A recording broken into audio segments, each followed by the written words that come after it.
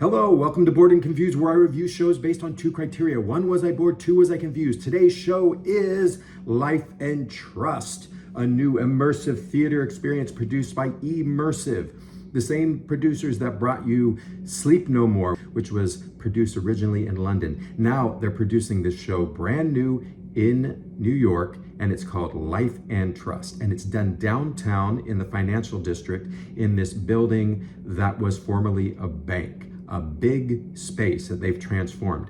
Now, I'm going to start a little bit by talking about Sleep No More, just because I'm going to kind of compare the two. And if you haven't been to Sleep No More, then let me introduce that to you.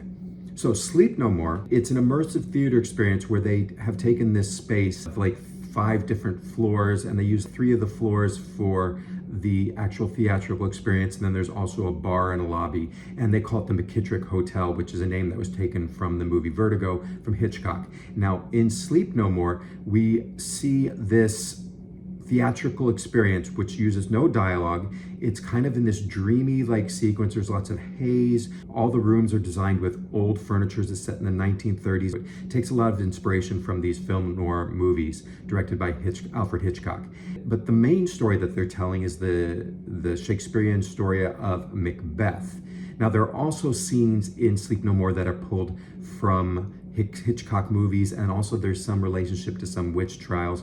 They really love to play up this kind of witchy devil. You know, Macbeth is a tragedy. There's lots of murders. So everything's very dark and mysterious and emotional and fraught. And there's no dialogue. And they do a lot of dance, choreographed dances, as well as just very emotional scenes with other actors. But everything's act out more through mime and not spoken word. And what happens in Sleep No More, it's basically an hour-long show that loops 3 times. So as you wander around the space, you might come back to a scene that you've already seen. Although there is so much going on, there's all these different scenes happening at the same time in different places in the space. So if you see something you've already seen, you just walk in another direction and you'll find something else that you haven't seen. This is called immersive theater. I also like to call it choose your own adventure theater, because you really are in control of the experience you have. You can choose to follow a character and follow their journey throughout the play, or you can just go from room to room or wander around. Sleep No More is very popular. I really enjoyed it as well.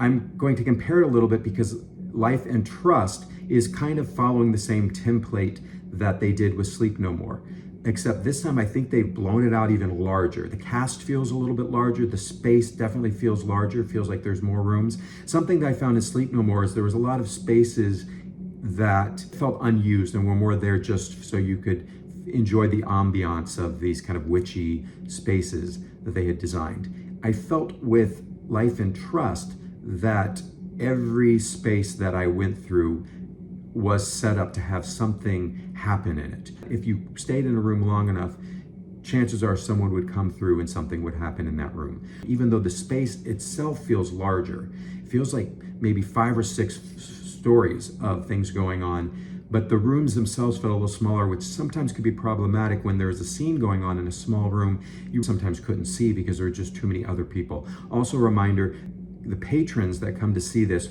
are required to put on these masks so that they can wander around freely, and the actors are not wearing masks, so you always know who the actors are.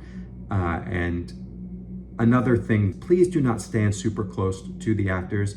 Not only does it make it difficult for the actors, but it also makes it difficult for the other patrons to see. When I went to see Life and Trust, there was this one dude who was just up in their business. And I was like, dude, step back so we can all see. And you're gonna get kicked in the face because she's gonna break into a dance in a second.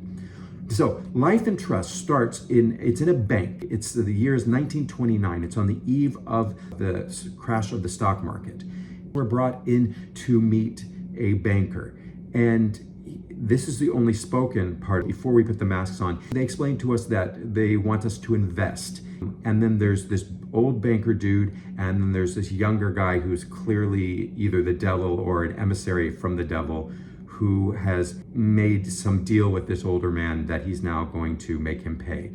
And with that opening scene of dialogue, They tell us that we're there to invest money, but yet these actors are so in their emotions and so crazy, they're being tormented, that I didn't feel like investing money with these people at all. I was like, you guys are crazy. I don't even know what you're talking about. They're using strange language. Like the banker at one point said something like, I remember the screams of my sister like bells from a demon church. I'm like, who talks like this? I'm not investing money with you, you wacko. That opening scene reminded me a little bit of like the entrance to the Haunted Mansion at Disney World, where it's just kind of big and grand. So I was a little relieved that let's not do dialogue anymore, because it's too easy to kind of feel untruthful with dialogue. So I think it actually really benefits that this show is told primarily through facial expression and movement, because I think as an audience, we're much more willing to just go with it and not, pick it apart like we would if there was actually dialogue, or at least I would. Okay, first, so let's do bored and confused.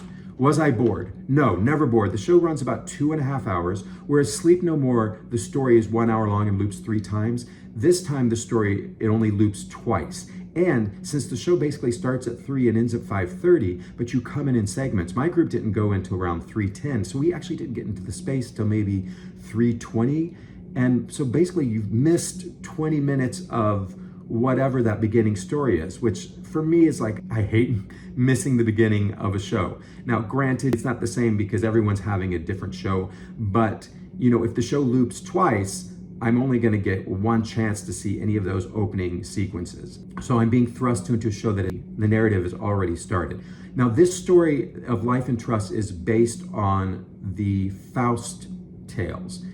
I think it draws from both Goethe and Marlowe and others. And there's also aspects of like the Red Shoes and the Picture of Dorian Gray and other stories where people have basically sold their soul to the devil. Sleep No More, I really felt like I had some bearing because I know the play Macbeth very well. So when scenes would start happening, I would be like, oh, okay, this is Macbeth. He's talking to the witches. Or here's Lady Macbeth trying to wash off this invisible spot that she's seeing in her mind of her guilt. So I loved how with Sleep No More, you could walk into some scenes and immediately be like, oh, I know exactly what's going on here. The issue I had with Life and Trust is I'm not super familiar with the Faust tale, other than I know that Faust is the main character. He sells his soul to the devil. And I know that there was a girl named Marguerite or Gretchen who he's in love with, but basically she gets destroyed because of this deal he made with the devil. So to no surprise, when I came upon this one character who was a young dancer, and she dances with the younger version of the banker, who they do this nice thing is there's a big painting on the wall of the banker's office of the younger version of him. So then when we go into the space, I was like, oh, that looked like the guy in the painting. That must be our younger version of the banker. So I followed his character a bit, and he met this woman who I went, oh, this is probably Gretchen. And I spent a lot of time just following Gretchen around because I knew who she was. In this play, she was a ballerina who was striving to be a great dancer. I think she has a dalliance with the Red Shoes, so she's selling her soul as well.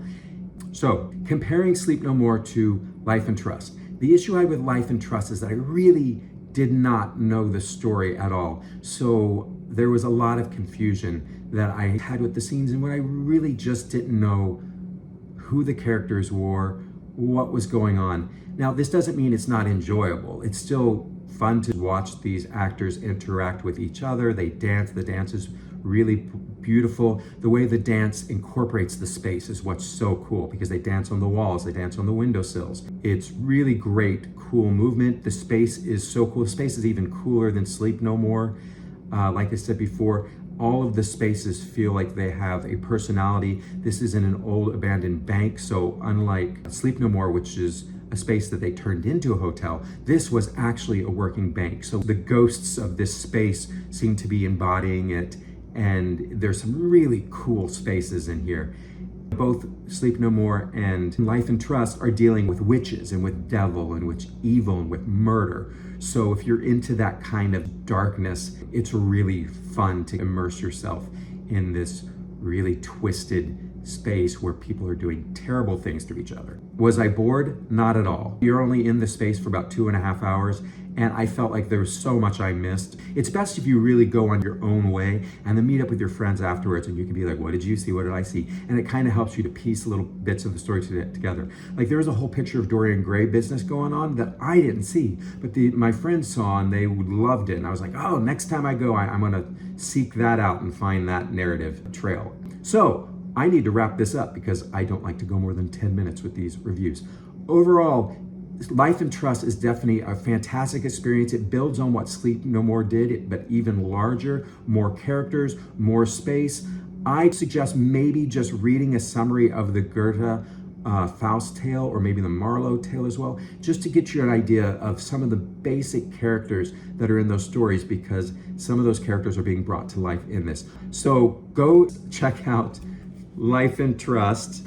No playbill. You get a card and a mask. I give the mask back because, save the planet. And check it out. It's a cool experience. I'll definitely be going back to experience again because I want to choose more adventures, and I really enjoy the mystery of trying to understand this show. So unlike most plays where being confused is a really bad thing for me, here the confusion is kind of going to be expected, and you just go with the flow and you just experience this own special kind of theatrical experience that you can only experience in these spaces that are created by Immersive and Punch Drunk and other theater companies who do this kind of thing. Don't bore me, don't confuse me. If you do, then you'll lose me. I want to drift away, I want to stay inside the play. Keep me engaged, keep me amused, 'cause I don't want to be more than confused.